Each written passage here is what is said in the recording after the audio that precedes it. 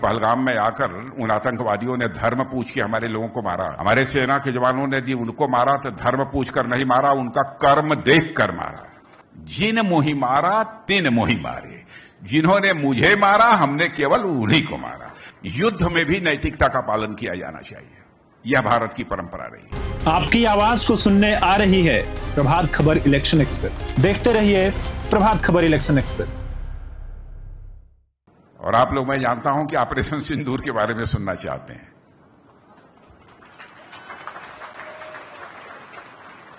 मुझे किसी ने बतलाया कि साहब और कुछ नहीं, ऑपरेशन सिंदूर के बारे में सुनना चाहते हैं। ऑपरेशन सिंदूर तो हो गया। आपने देखा कि पहलगाम में आकर उन आतंकवादियों ने धर्म पूछ के हमारे लोगों को मारा, लेकिन भारत के लोगों का दिल कितना बड़ा है ये देखिए। हमारे सेना के जवानों ने जी उनको मारा तो धर्म पूछकर नहीं मारा, उनका कर्म देख कर मारा। यह है भारत और दुनिया के दूसरे देशों में। हमने वहां किसी सिविलियन एस्टेब्लिशमेंट के ऊपर कोई आक्रमण नहीं किया। जहां पर आम नागरिक पाकिस्तान के थे वहां पर आक्रमण हम लोगों ने नहीं किया। हम लोगों यहां पर मिलिट्री एस्टेब्लिशमेंट था वहां पर आक्रमण नहीं किया। जो आतंकवादियों के केंद्र थे वहीं पर हम लोगों ने आक्रमण किया, क्योंकि हम जानते हैं उस परंपरा को हम लोग पालन करने वाले हैं। जब आपने पढ़ा होगा रामायण में, जब हनुमान सारी रावण की वाटिका में तोड़ फोड़ करने के बाद लंका में जब सीता जी को बंदी बनाकर ले गए थे, रावण ले गया था, जब सीता जी के पास पहुंचे हनुमान जी, तो सीता जी ने पूछा, ए हनुमान तुमने क्या कर दिया, इतनी तोड़ फोड़ कर दी, क्या जरूरत थी इसकी, इतने लोगों को मार डाला, क्या जरूरत थी इसकी। सीता जी ने हनुमान जी से कहा। तब हनुमान जी ने बहुत ही विनम्रता के साथ सीता जी से कहा कि हे माते, जिन मोहि मारा तिन मोहि मारे, जिन्होंने मुझे मारा हमने केवल उन्हीं को मारा।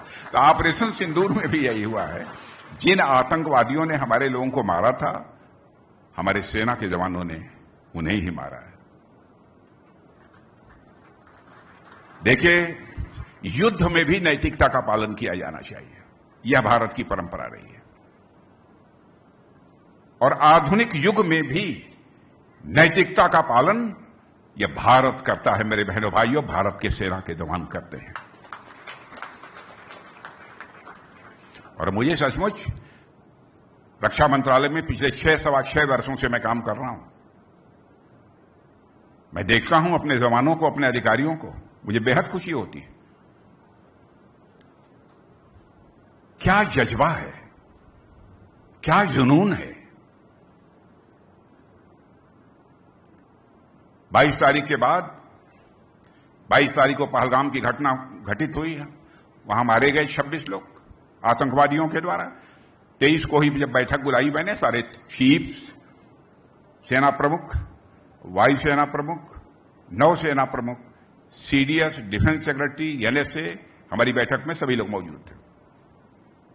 जाते ही बैठते ही चेयर पर मैंने पहला सवाल किया, यदि ऑपरेशन का कोई दिन निश्चित होता है तो आप लोग तैयार हैं? बहनों भाइयों, आपको जानकर खुशी होगी, एक क्षण भी नहीं लगा। मेरा यह वाक्य समाप्त हुआ था कि हमारे सेना के अधिकारियों ने कहा कि सर, ऑपरेशन के लिए यदि तुरंत भी करना हो तो ऑपरेशन के लिए तैयार है। मेरे बहनों भाइयों, भारत पहले वाला भारत नहीं रहा है। भारत को यदि कोई छेड़ेगा तो अब भारत किसी को छोड़ेगा नहीं। यह है भारत के अंदर का। और भारत तो अब तेजी के साथ सारी दुनिया में आगे बढ़ रहा है। अंतर्राष्ट्रीय जगत में भारत की प्रतिष्ठा बढ़ी है। पहले भारत के बारे में दुनिया के दूसरे देशों में चर्चा होती थी भारत कमजोर भारत है, वहां गरीबों का भारत है। लेकिन अब दुनिया में धारणा बदल गई है। भारत पहले वाला भारत नहीं रहा। अंतर्राष्ट्रीय जगत में भारत का कद बढ़ा है। पहले अंतर्राष्ट्रीय मंचों पर भारत कुछ बोलता था तो भारत की बातों को दुनिया के देशों के द्वारा जिस गंभीरता पूर्वक लिया जाना चाहिए नहीं लिया जाता था, लेकिन आज भारत यदि अंतर्राष्ट्रीय मंचों पर कुछ बोलता है तो दुनिया कान खोलकर सुनती है भारत बोल क्या रहा है। यह भारत की हैसियत बनी है। अब मैं बहुत विस्तार में नहीं जाना चाहता कैसे बना है, क्या बना है। इसमें हमारे समस्त देशवासियों का योगदान है। हमारे प्रधानमंत्री का बहुत ही सशक्त और प्रभावी नेतृत्व है।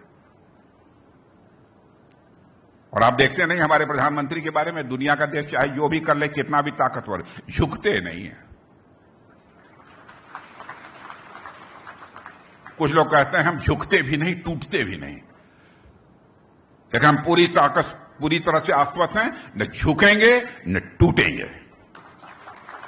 हमको कोई तोड़ भी नहीं सकता। यह है भारत के अंदर कुव्वत। धन दौलत के मामले में 2014 के पहले हम दुनिया के देशों में 11वें स्थान पर थे। अब आपको जानकर खुशी होगी, करिश्माई काम किया है हमारे देश की सरकार ने, हमारे प्रधानमंत्री ने। धन दौलत के आकार के मामले में से इकोनॉमी की साइज बोलते हैं। हमारा भारत जो दुनिया के देशों में 11वें स्थान पर था 2014 में जब हम लोग की सरकार बनी थी, आज वह जंप लेकर दुनिया के देशों में 4थे स्थान पर आ गया है। और सर्वाधिक तेजी से आगे बढ़ने वाली अर्थव्यवस्था किसी देश की है तो मेरे बहनों भाइयों, सीना ठोक कर कह सकते हो केवल और केवल भारत की है।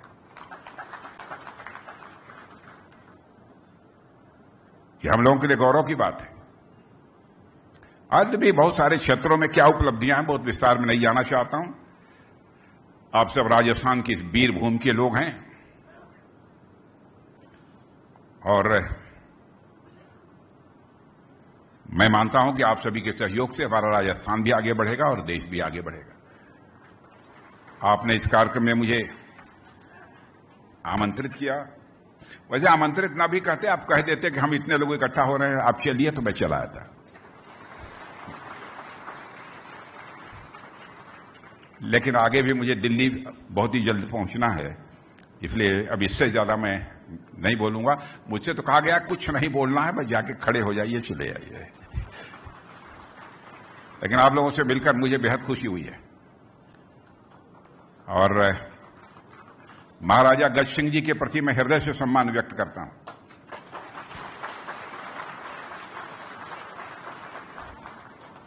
और बहनों भाइयों, मैं इनका बहुत सम्मान करता हूं, महाराजा का।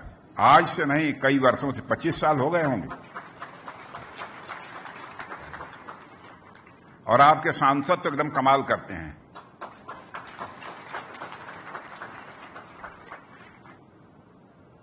अब ऐसा मत समझिएगा केवल संस्कृति या पर्यटन मंत्री हैं। कहीं कोई जरूरत पड़ती है तो आपके सांसद गजेंद्र सिंह शेखावत भेजे जाते हैं। अबे जो कुछ भी है तो पानी और खून तो राजस्थान का ही है ना।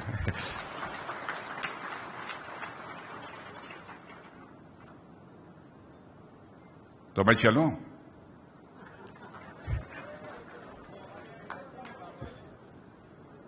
सर क्या बोलते हैं, खमानी, खम्मागढ़ी।